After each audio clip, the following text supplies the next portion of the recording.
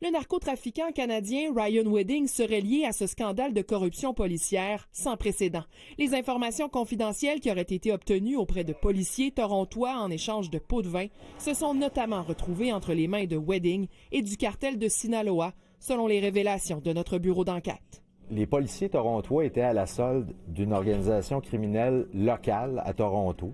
Brian Dacosta, aussi arrêté dans le cadre de cette opération majeure, est soupçonné d'être la tête dirigeante de cette organisation criminelle locale.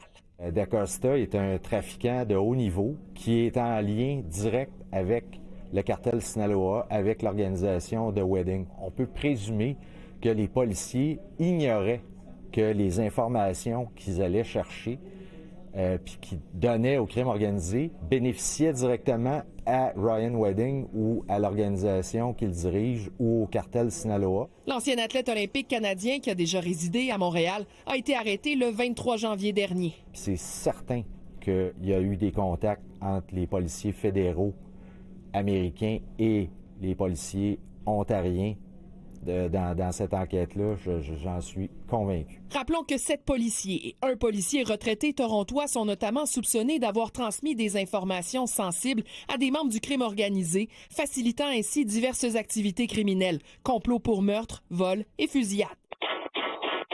3 de ces policiers, dont Timothy Barnhart, sont accusés en lien avec le trafic de stupéfiants. Ça dépasse les limites de l'entendement.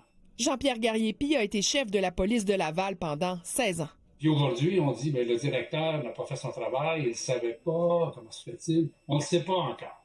Je pense qu'on va un peu rapide pour demander la tête du directeur de police de Toronto. L'enquête à laquelle ont pris part plus de 400 agents jusqu'ici est toujours en cours. The system works because these guys got caught, but I have all the confidence in the world in our frontline police officers and the chiefs. En plus des 8 policiers et policiers retraités, 19 civils ont été arrêtés jusqu'ici.